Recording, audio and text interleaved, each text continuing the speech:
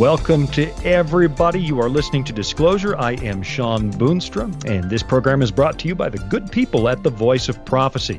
I suspect that most of you by now are probably getting sick and tired about hearing of COVID-19, the current pandemic that's keeping much of the world in a state of stay-at-home lockdown. Since you last tuned in, the Voice of Prophecy has also had to lock down, and now we've moved to what they're calling basic minimal operations. So all we're allowed to do right now is keep a few essential functions running, and we're not even using our studio. I am, for better or for worse, sitting in my home study. So if this does not sound like a professionally produced radio program, do not blame Hareem or Ruben. It's my fault. I set this up in my studio, and everybody's in separate locations today. Ruben Gomez, the producer, is at home. Hareem is at his home, and we are struggling to make this sound as good as possible. So this might actually end up being a podcast that goes out over the radio. We've got 40 employees who are trying to figure out how to keep this global ministry running when the governor of Colorado has ordered us, like has happened in many of your states. We've been ordered to go home. And I got to tell you, it's a huge challenge because the situation and the requirements seem to shift, well, on a daily basis. So one day I get an order from Larimer County. That's where I live here in Colorado. And we scramble to reorganize the entire ministry and meet all of the requirements of this public health order. And it took a long time. I mean, we wanted to be compliant. We care about public health. We want to do our part to make sure that the vulnerable in our community don't contract the disease because of our carelessness. So we worked hard and we pulled off a literal miracle. It took a day and a half and we made the ministry entirely compliant. It wasn't easy. We were pulling all-nighters. And then as soon as we were compliant, by 5 o'clock the next day, our governor announced that he was issuing a new public health order, and that would supersede the county's health order, and we had to scramble again. Now, here was the problem. Maybe I should say challenge, because challenge is a better word maybe than problem, but let me just burst my blisters for a minute. Let me tell you what the big challenge was with the governor's order. He gets on TV at 5 o'clock, roughly 5 p.m., and he says, look, I'm issuing a brand new health order. Everybody has to go home. I will post the details on my website at midnight tonight, and you must be compliant by 6 a.m. Now, how many businesses are running between midnight and 6 a.m.? I didn't find it, just to get this off my chest, I did not find that to be a reasonable timeline. And here's the bigger problem. He issues one of those sudden, urgent bulletins that show up on your cell phone in the middle of the night. The website is now live. You can read the governor's order. Here's just my little recommendation, and this will be the end of my frustration, but here's my recommendation. If you're going to tell 5 million people to go to a website, maybe make sure it can handle the traffic, because I really do want to be compliant. The website crashed as soon as he sent word out that the order was up. It crashed.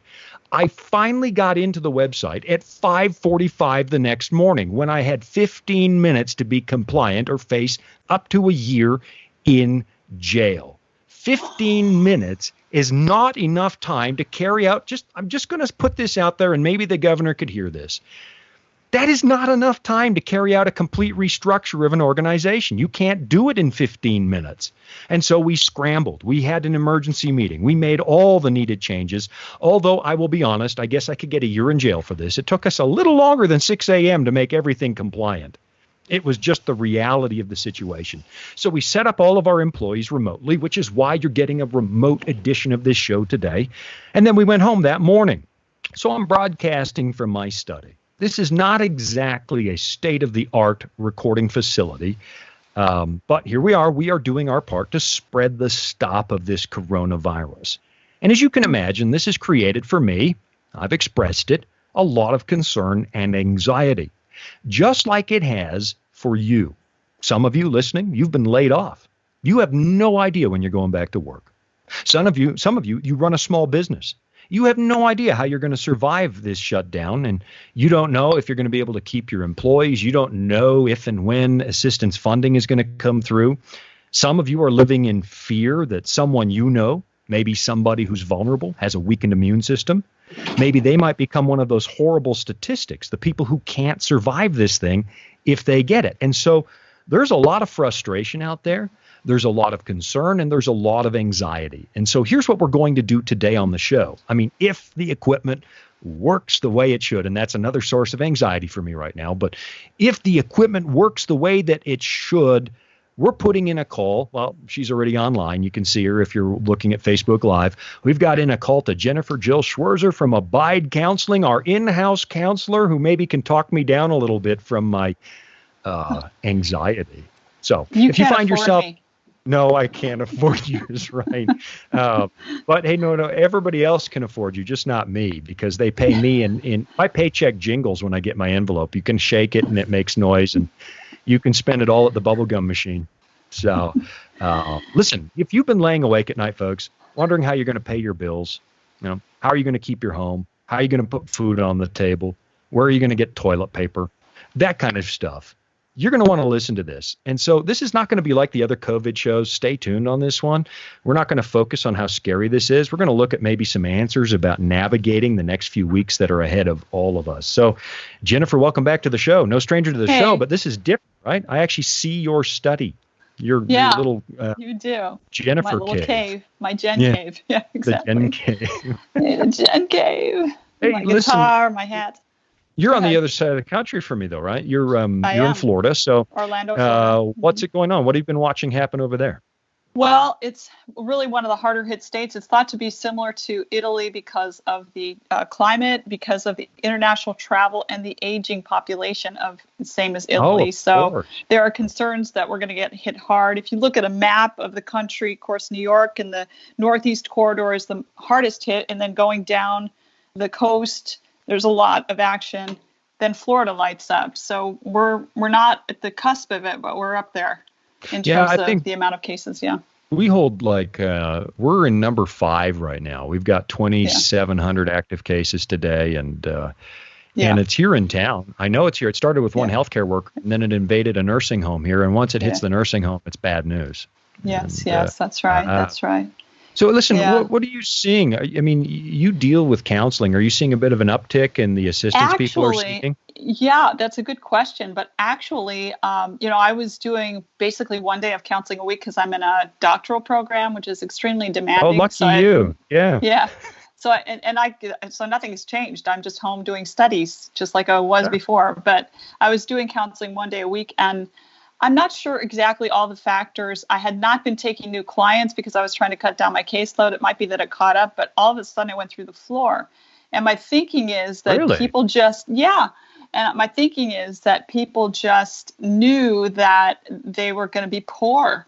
They didn't know where the next check was going to come from. I mean, there's a lot of businesses failing, a lot of people getting laid off. Yeah. And so basically we're dealing with third world conditions, and counseling is basically first world problems. So they still have the problems. They just don't have the time or the bandwidth or the money right now to deal with it. And so I cut my fees in half until April 15th, and I'll reassess at that point so that I can see the people that I'm still seeing. Yeah, because I feel like now, I don't know where my next paycheck is coming from either. I'm self-employed. I have a small business. I run a nonprofit corporation. It's all like investments. Everything's up in the air, and it doesn't look real great. But the thing is that's kind of the same thing that happens to us. We're a nonprofit, and one of the first things to go in the market tanks is charitable contributions. That's right. That's right. But to me, there's one of two responses we can have to that, Sean. We can hang on and cling and be anxious, or we can say everybody's in trouble and we can start to pour out. So that's what I'm trying to do. It's like meet the crisis, not worrying about me, but worrying about people that are worse off than me. And that has helped me manage the anxiety of it, actually, because it's not going to be easy on me, but it's not going to be easy on everyone, And that's the thing is true. That at least, Sean, and you'll relate to this as an anxious person, that at least you don't have to think, man, I'm a loser. I'm the only one at home with no work. Everybody's dealing with the same situation. Well, I wish I was at home without work. That would actually be great. These have been 20-hour days for us right now because we have to reorganize everything for 40 people. Yeah. Well, let me put it in context. You'll understand then, financial struggle. Everybody's struggling. Pretty much everybody's wondering what's going to happen to us financially. You're not alone in that. If you were the only one and everybody else was prospering, it would feel a lot worse than if everybody That's true. else is struggling. So there is that one factor that we're in this together. Well, Yeah. here's the good thing up front. I didn't feel all that prosperous going into this. And so Yeah. I actually said to my kids the other day, I mean, my daughter flew home from college. We got her out at the last minute before they closed everything down. And she's home and she was saying, man, this stinks. I can't do this. I've lost all my freedom. I said, here's the good news. There's 340 million of us that have lost all of our freedoms. Exactly and we're all the in this same together. thing. That's right. I said, here's the good news. You're also a college student, so you don't have anything to lose. That's right. I'm laughing about that, but I said, there was something when I didn't have a penny to my name. I was worth $100 soaking wet. That's right. That's right. These kinds of crises didn't bother me because I didn't have anything anyway. Well, it was actually better because all of a sudden you were joined by the rest of the population instead of being on the low end of the stick of poverty. You're like, hey, there's all these people that can relate to me all of a sudden. Yeah, welcome to my world. Exactly. Yeah, so we have those two choices. We can pour out and we can say, what can I do to make it better on someone who is worse off than I am? Sure. Or we can get all scared and retract and try to protect what we have.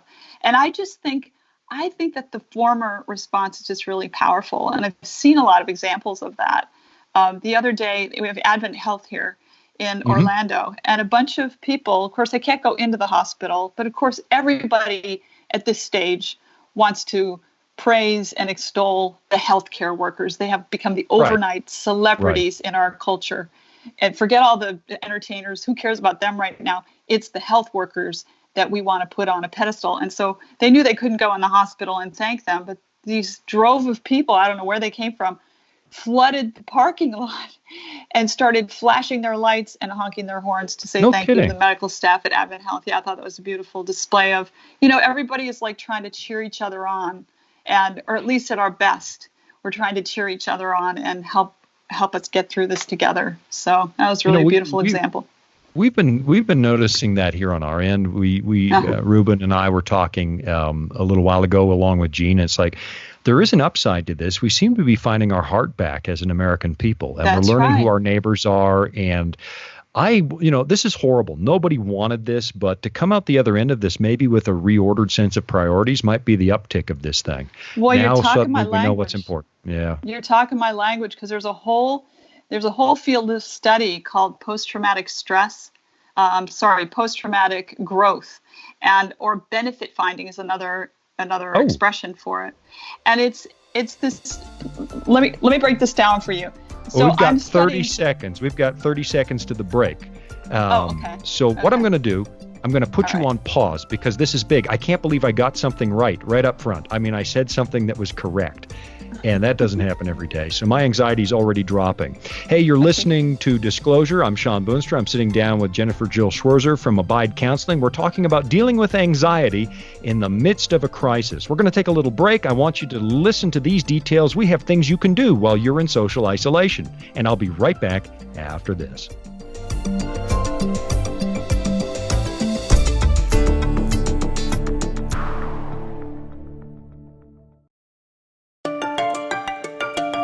Are you searching for answers to life's toughest questions? Like, where is God when we suffer? Can I find real happiness? Does my life really matter to God? Or is there any hope for our chaotic world? The Discover Bible Guides will help you find the answers that you're looking for. Visit us at BibleStudies.com or give us a call at 888-456-7933 for your free Discover Bible Guides. Study online on our secure website or have the free guides mailed right to your home. There is never a cost or obligation. The Discover Bible Guides are our free gift to you. Find answers in guides like A Second Chance at Life. You'll find answers to the things that matter the most to you. Visit BibleStudies.com and begin your journey today to discover answers to life's deepest questions.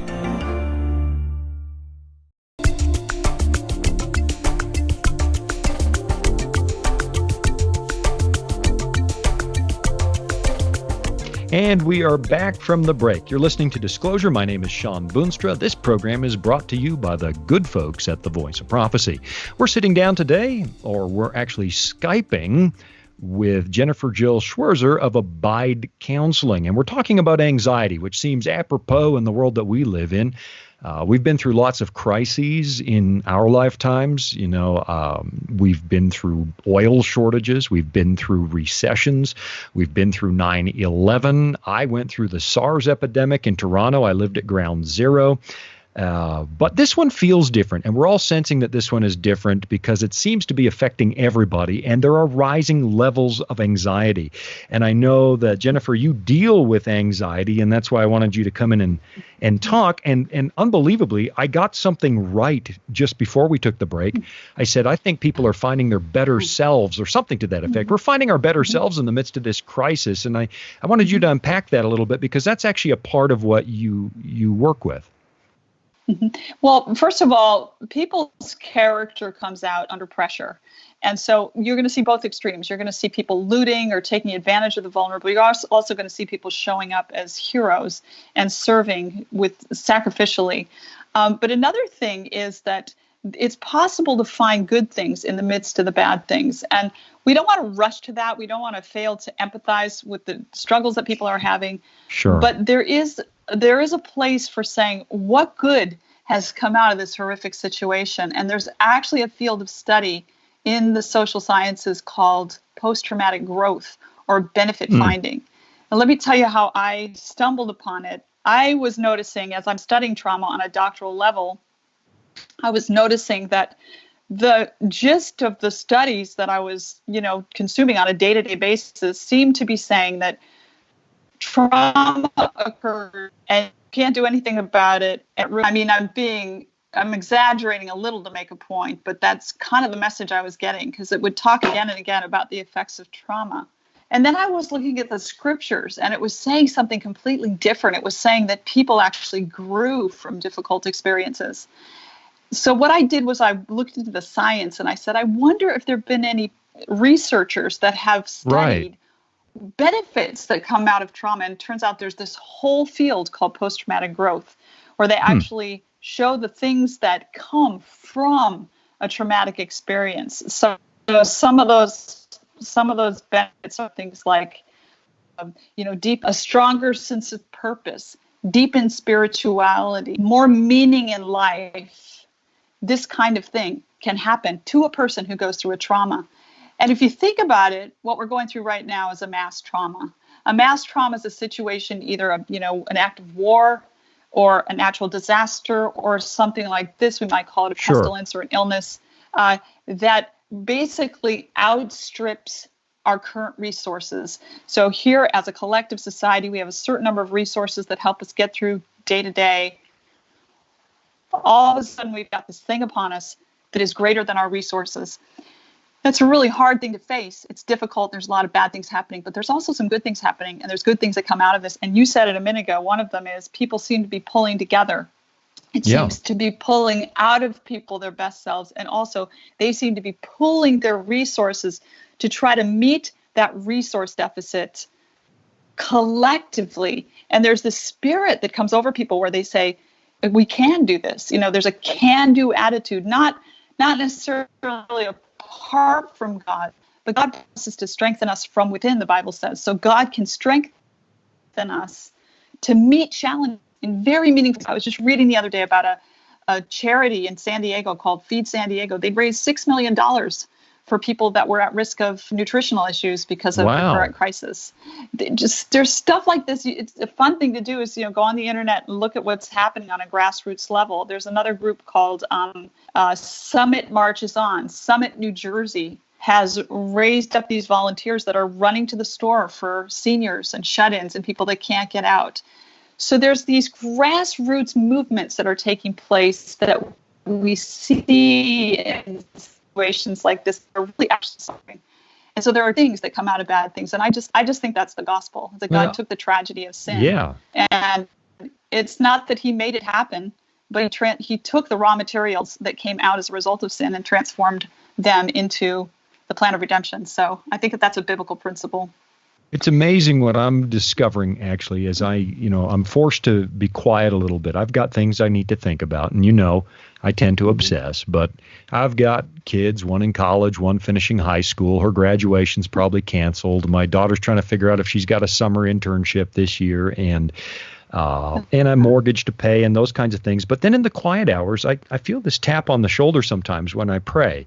It's like, okay, you've got problems. I can handle your problems. What are you doing to be an answer to prayer for somebody else? And suddenly we find ourselves, Jean contacted the neighbors. Are you guys okay? Can you get the groceries? Would you like us to pick things up? And I like what's coming out of people, to be honest. Let's talk about. I've seen my counseling group. I have a counseling network of biblically based counselors that serve people all over the world, really. And several of the counselors were just like, what can we do? We need to do something. And so what we did was we set up a support call Monday to Friday. Yeah. We've done it the last 2 weeks. We're going to continue it into the future till we don't know when, but we're going to have a support call every single night for people. And think about it, some of the people that can't leave their home are totally isolated. They don't live with people. Sure. As aggravating as our families can be, at least there's people there. They have no one staring at the walls day after day. So that support call can really mean a lot to those people, and also to people who are in abusive environments or who have real significant tragedy as a result, losing their job or business failing or something as the result of COVID-19. So there's lots of needs that have surfaced, but it seems almost like the group call meets the need more effectively than a one-on-one counseling session would. No kidding. Because there's just this there's this need for feeling like you're not alone in this current situation. I think that the support calls have really met. So, and those are free, by the way. Anybody can show up. Where can somebody? I saw that on Twitter. Where can somebody join in that if they want to join in and hear how people are coping and have a support call? Where do they call? Where do they call? Okay, so what they do is they go to 7:00 Eastern time.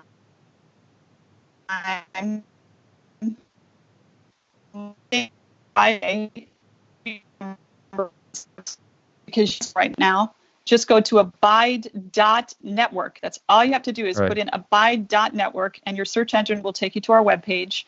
And I'll give you the number right now too. 7 p.m. Eastern time, Monday to, and you call 712-770-4010, and then you put in the access code 305-624 hashtag. Okay. Again, that's on my website, abide.network. Okay. I think from my end, it glitched a little bit in the control room. Did that glitch? Did we get the phone number? Let's just repeat that number one more time. It's 7 p.m. Eastern time, Monday to Friday?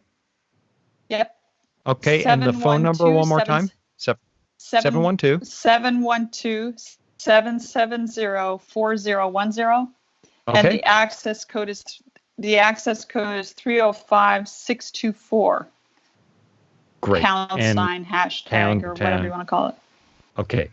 Yeah. For sure. And I see we're going to make sure that we're going to put the number up on disclosureradio.com so that you can enjoy that with everybody else. I want to talk a little bit. If you're hearing the odd glitch and digital artifacting, that's because we are all hunkered down with you folks.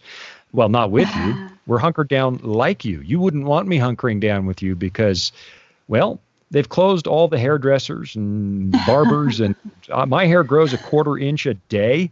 Mine too. Give it another month, and I will be why the rumor of the Sasquatch persists. So you wouldn't want me living with you right now.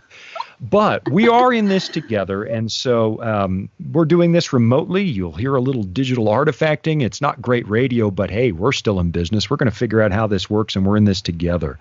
I'm sitting down with Jennifer Jill Schwarzer of Abide Counseling, and I want to talk a little bit about, let's talk about stress management, because my stress response is don't go to bed and don't sleep, manage your life. And so I'm down to about, well, I don't sleep anyway. But I'm down to 2 or 3 hours a night right now. Yeah. Sean. So let's talk about anxiety. This is your wheelhouse, right? All right. I struggle. You solve. I know. Well, I wish I could cure you. I'd get the Nobel Prize, I think. But let's aim for some other people. And let's see if any of it trickles off or affects you somehow. So some research was done on mass trauma, And the interventions that were found to help were, and I'm going to list them off here and then unpack them one by one. So number one, a sense of safety. Create a sense of safety. And then number two, learn calming techniques. Learn how to calm. Number three, I need this one. No, that one I don't even, that was like a foreign language, that one. Learn what, sorry? Calming techniques? All right. Yeah. All right. Then cultivate a sense of efficacy, both self-efficacy and group efficacy, and then connect to people. We were talking about that a minute ago, and also distillation of hope, putting hope into people. So that was distillation of hope, folks, not open a distillery. That is not how you handle your anxiety. Distillation of hope. Yeah, let's unpack that. We've got about 2.5 minutes till the next break, so let's get started because I think this is going to prove important for a lot of people. Okay, so number one, the sense of safety. Be careful about what news sources you're looking at. I looked at several polls as to what the reliable sources of news were, and these were the ones that were voted by both Republicans and Democrats as the most reliable sources. Public, PBS, Associated Press, and NPR. Also look at the actual corporate, like the CDC, look at their actual web page. Right. Look at WHO, World Health Organization, web idea what's going on. And be careful, limit how much you're exposing yourself to, because there's kind of, there's fake news on one extreme. It's completely fallacious. And then there's, reliable news on the other extreme.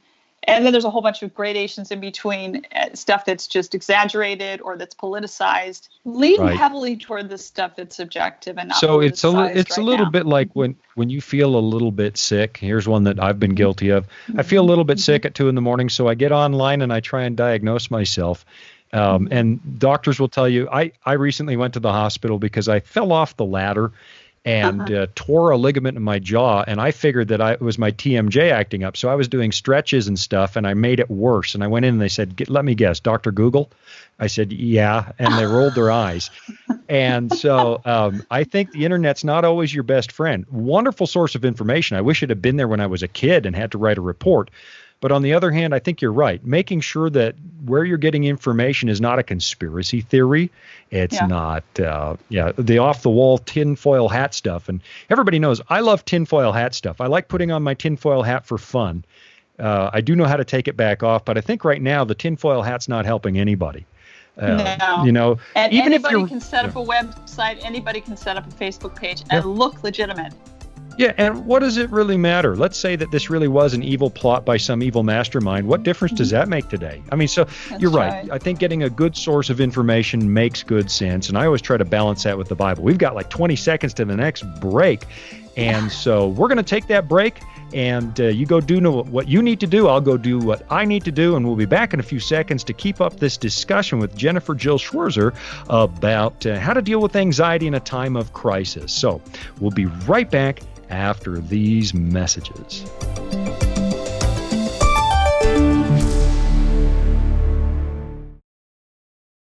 Disclosure is just one of the programs brought to you by the Voice of Prophecy, like the audio adventure program Discovery Mountain. Discovery Mountain is a weekly Bible-based program for kids of all ages and backgrounds. Your family will enjoy faith-building stories with Jake Donovan, Mr. Simon, and others in this small mountain town. Each summer, campers visit Discovery Mountain, where they sing songs, learn about God, and reenact a Bible story with the help of drama teachers Miss Wendy and Miss Tamara. With 24 full episodes every year and programming every week, your family will have something uplifting to listen to every week. Listen to episodes on demand and watch video features from Director Doug at discoverymountain.com or on your favorite podcast platform. That's discoverymountain.com.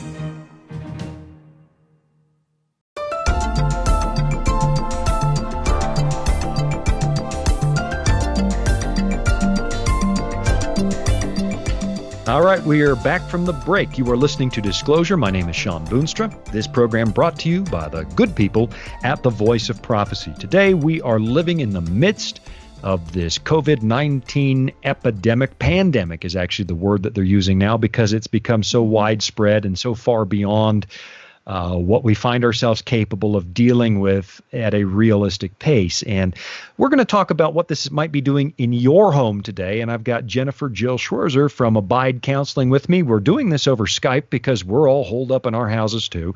So you're going to hear the odd noise. You might hear somebody's kid walk into the room, or because this is real. We're all hunkered down in our houses trying to do radio. And so it's going to sound like radio from our house. And I'm in my house. Jennifer's in her house. And Jennifer, you were talking before the break about dealing with feelings of anxiety, how to navigate this on a personal level. Yeah, so we talked about creating a sense of safety by limiting our exposure to extreme news or just sources of news that are likely to exacerbate our already anxious feelings.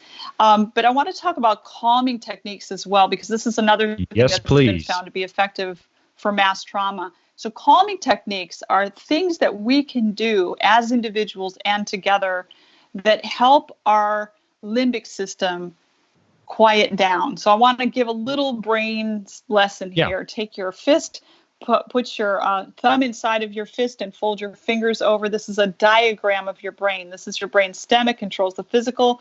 This is the emotional part of the brain. It controls the emotions. And this is your cerebral cortex. It controls your thinking and decision-making aspects. All right. So those of you who are just on radio, I'm making an incorrect fist. All men know you do not put your thumb inside your fist when you're going to punch something. However, today your thumb is inside your fist because the thumb represents? Yeah. The thumb represents the limbic system, or the emotional part of the brain. Okay. So what's happening here is, with anxiety, the limbic system becomes very activated and really overactive. Right. And it has the effect of sort of drawing all the energy in the brain out of the cerebral cortex, or the thinking part of the brain, into the emotional part of the brain. And then it's very easy to get into a feedback loop of what we call emotional reasoning. I'm scared. There must be something to be afraid of. There must be a life and death threat in front of me because I feel like there's a life and death threat. So that's a feedback loop, because the more I believe that, the more afraid I become, and then I believe my fear. So it very quickly spirals into a feedback loop. So what calming techniques do is they physically change the way the brain is functioning by manipulating the one system in your body that connects to both the unconscious and the conscious mind. So think about it in terms of the autonomic and the somatic nervous system. Okay. What's the one system in your body that connects to both of them? Right. Limbic system. No, the respiratory system. The respiratory. Oh, okay. I got you. I was going the wrong direction in my head, but I get it. Respiratory system. Yeah. That's all right. You're 1 for 1 now, because you were right once and you were wrong once. So that's okay. There you go. You're still doing good. So you're going to... Not bad. Not bad. Better than my grade school grades.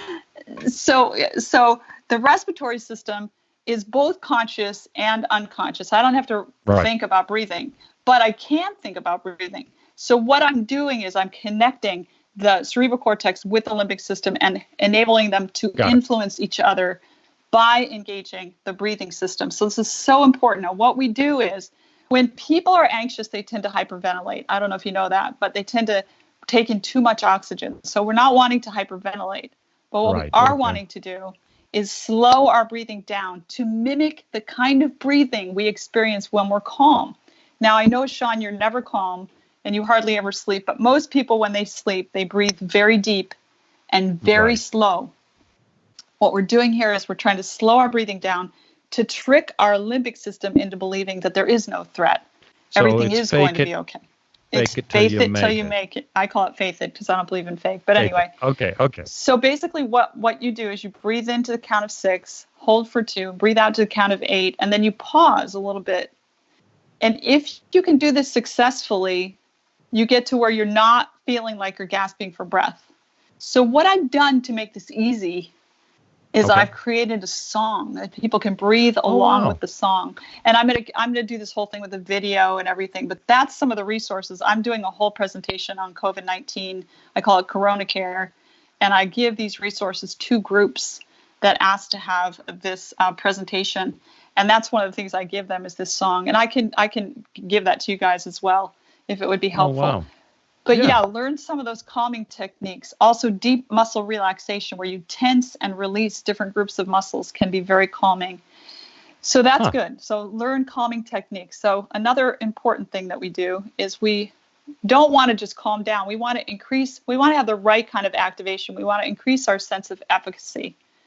We want to believe that we can be efficacious. We do have power.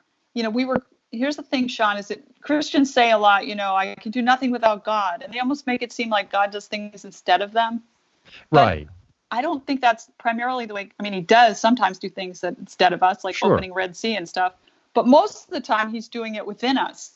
And so there's a blending. Yeah, there's a blending of human and divine forces, so to speak.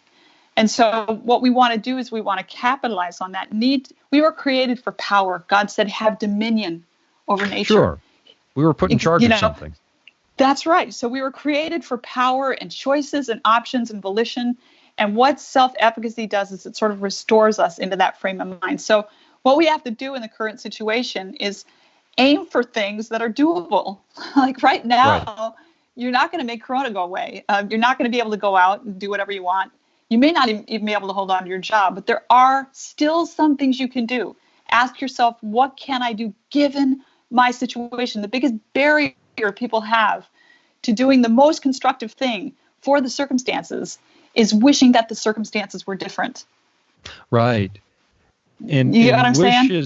Wishes make me feel like I'm out of control. I find myself thinking, okay, what am I in charge of? Well, I'm in charge of my house.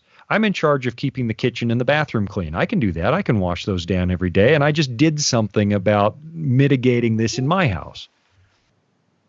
That's right. There's a wonderful story from a lady named Edith Eger, who was a friend of Viktor Frankl, who went through concentration camps. And she was left for dead on a pile of bodies. And the war ended. They pulled her out, and she lived. And she talks, I think still to this day, she's an older lady, but she remembers being in the camps and people would eat dead bodies. She remembers lying in the grass.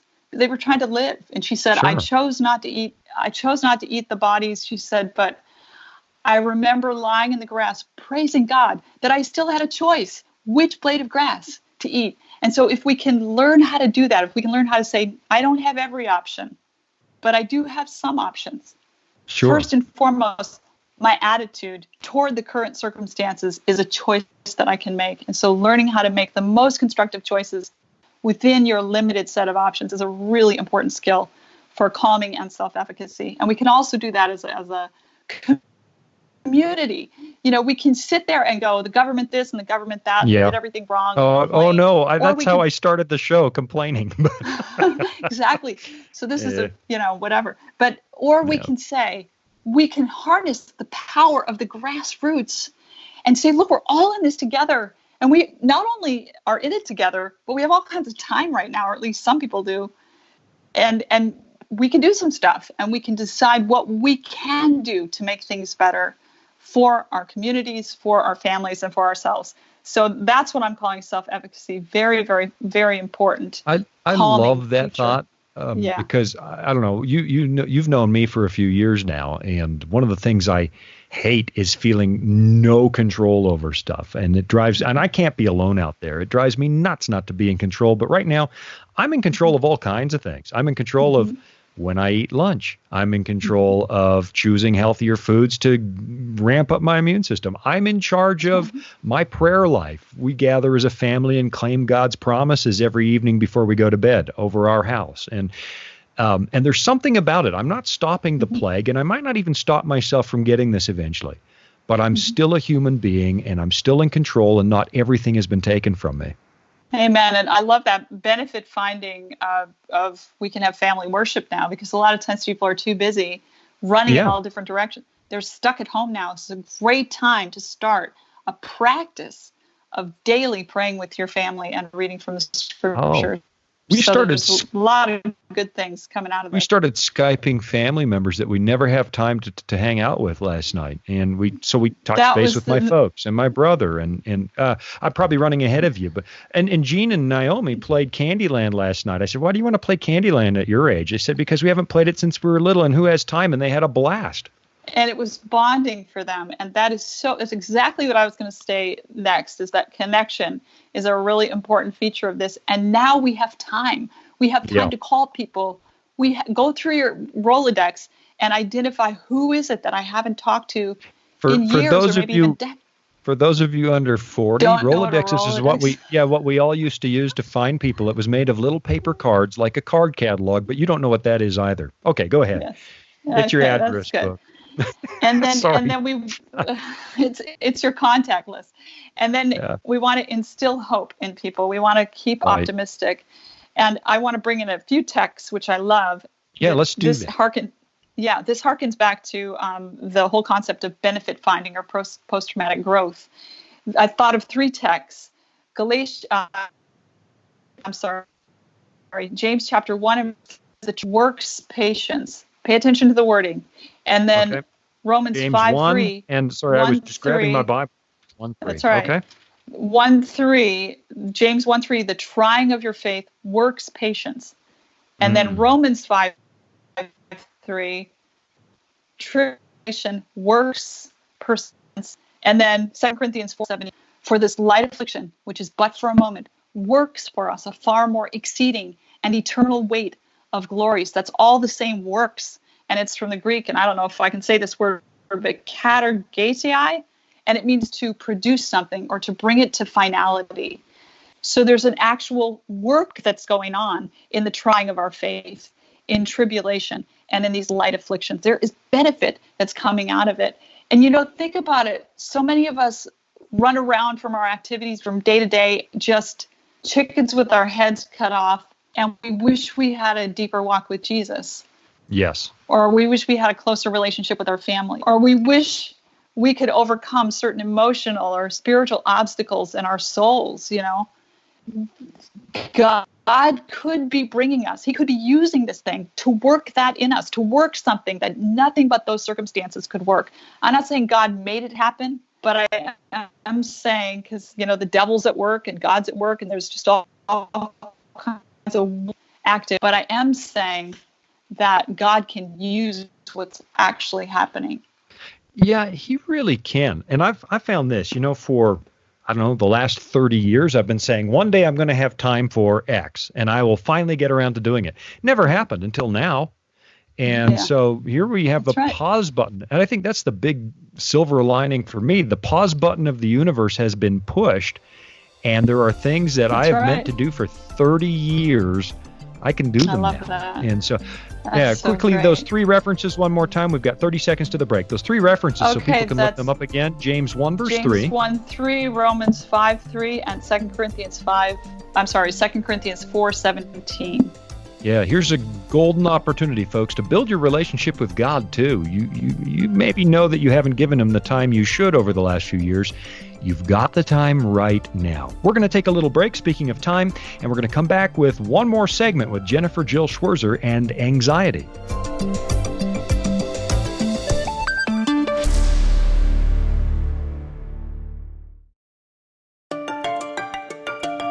Are you searching for answers to life's toughest questions? Like, where is God when we suffer? Can I find real happiness? Does my life really matter to God? Or is there any hope for our chaotic world? The Discover Bible Guides will help you find the answers that you're looking for. Visit us at BibleStudies.com or give us a call at 888-456-7933 for your free Discover Bible Guides. Study online on our secure website or have the free guides mailed right to your home. There is never a cost or obligation. The Discover Bible Guides are our free gift to you. Find answers in guides like A Second Chance at Life. You'll find answers to the things that matter the most to you. Visit BibleStudies.com and begin your journey today to discover answers to life's deepest questions.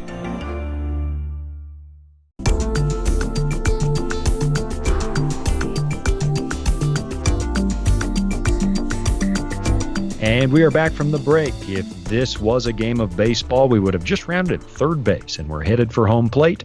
And the show will be over soon, which creates some anxiety in my mind. I'm just kidding. There is no anxiety in my mind.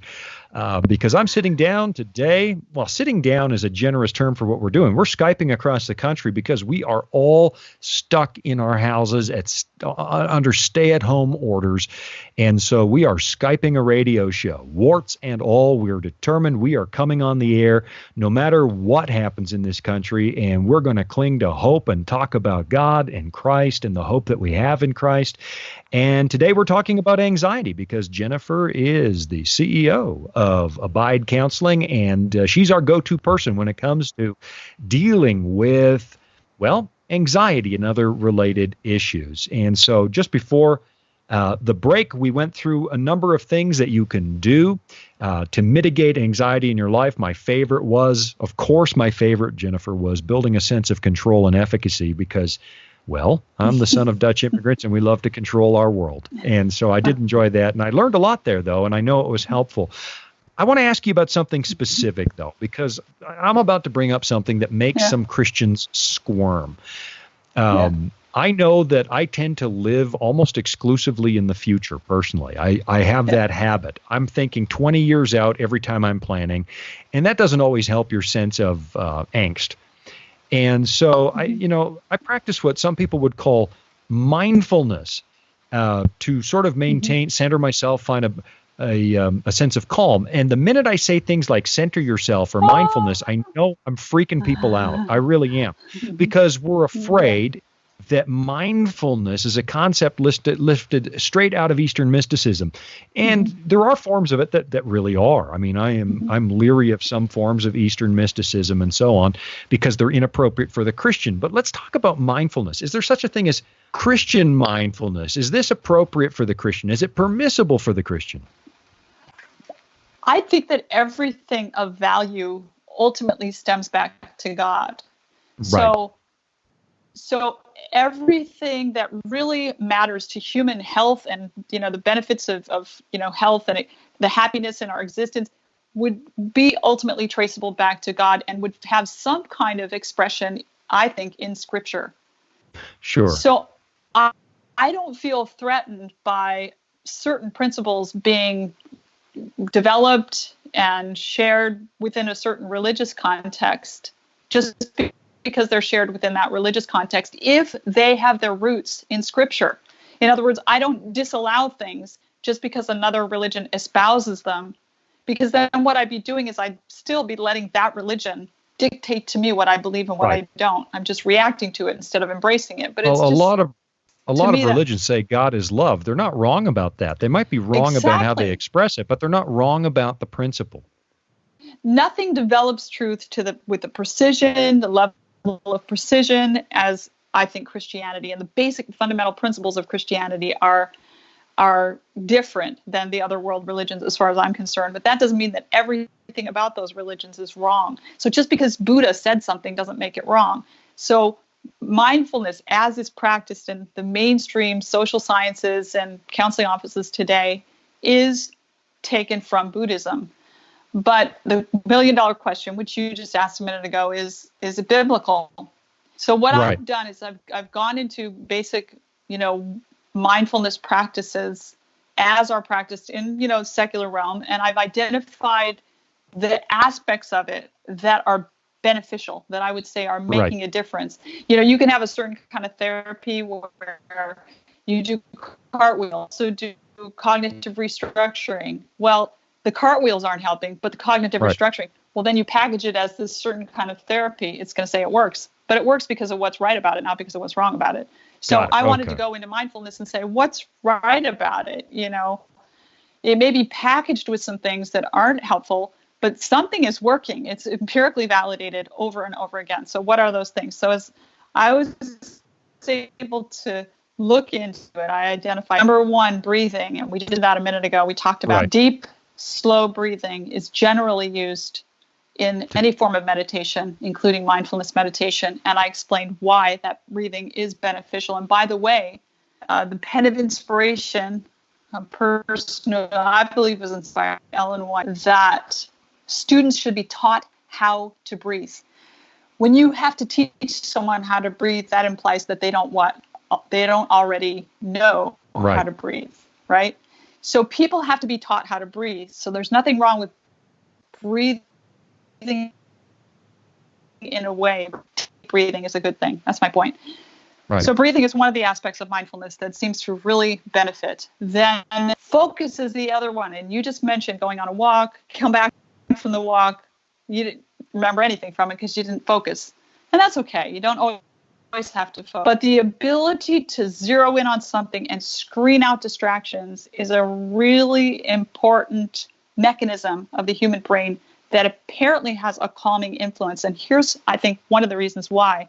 When you're constantly distracted, what you're doing is your eyes are racing across the field Right.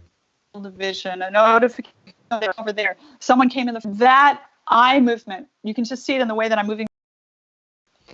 All right, some pretty significant glitches. I think 340 million people are all trying to use Skype today. And we seem to have reestablished our connection, and you were talking about mindfulness and the eyes darting and letting yourself get too distracted. So one of the important features of mindfulness is focus. So we tend to always be distracted by something. And so we have notifications, we have people walking in the front door, our phone, our computer. It mimics fight or flight. So it makes it easier for us to feel anxious. So focus tends to help pare down those reactions and really is very calming. So that's another aspect of mindfulness that works. A third aspect is imagination, the recapturing of the imagination. I love this quote from the book Desire of Ages. It says, we should spend a thoughtful hour in contemplation of the life of Christ, especially the closing scenes. So God would like our imaginations to be recaptured from all of the things that distract it. That's another aspect of mindfulness that is very effective. And then finally, objectivity, the ability to observe what's happening without getting caught up in it. Right. The ability to say, I notice that I'm anxious right now, without saying, I am an anxious person, I'm a nutcase, I'm going to go completely crazy. Seriously. Although, I'm laughing. I'm laughing because I just recognized a little Boonstra in there. I mean, that's me. Oh, yeah. No, I'm in there. And it's easy to fall into a loop where you're starting to think, man, there's something wrong with me. And I guess I'm crazy. Yeah. So we call that secondary disturbance, when you're disturbed and then you're disturbed about being disturbed. And so there's seriously. Yeah. Then there's I know. I'm laughing because I live with it. I'm trying to be serious. No, I'm kidding. I know. So I know. It's all right. There's two kinds of secondary disturbance. There's the moralistic, spiritual kind where you say I'm failing because I'm anxious, and Christians aren't supposed to be anxious. And then there's the pathologizing kind, which says I'm going to die. I'm going to have a heart attack and I'm going to die from this anxiety. Right. So the point is that it's okay to have all of these intense emotions. We're made in the image of God. He's an emotionally complex being, and we are made in his image with emotional complexity and intensity. And so it's okay to have those emotions. But what mindfulness does is it backs off and it says, let me just observe these emotions from a distance. We see biblically that happening in Romans 7. Paul said, it's not I.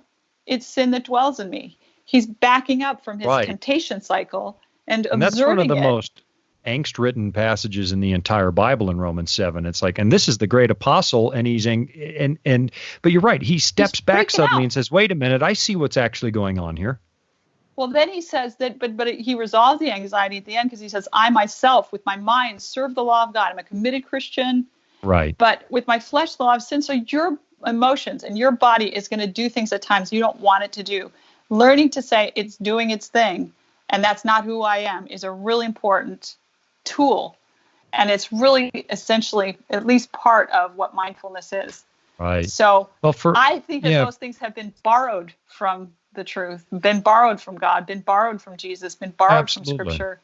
Yeah. I mean, if you find yourself riveting your mind on Shiva, you're probably doing this wrong.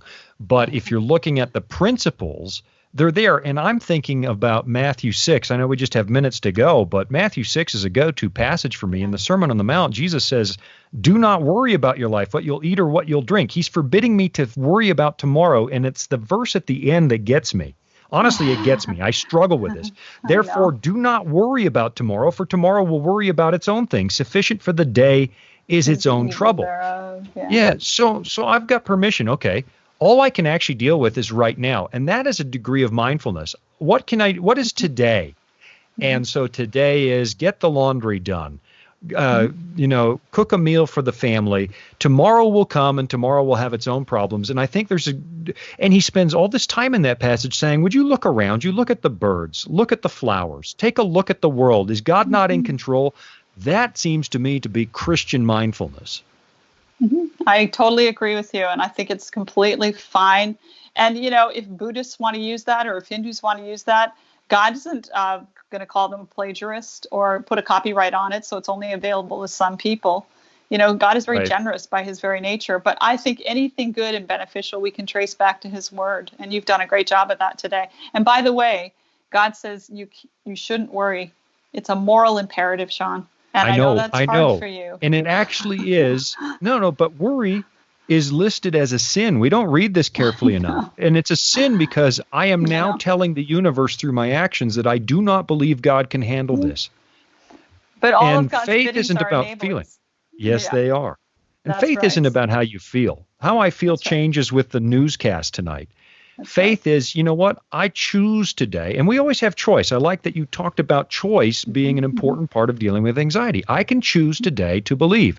You don't always feel like believing, but you can choose to. I believe God's in control and I don't have to panic about this. For me, at least, that puts the brakes on the loop.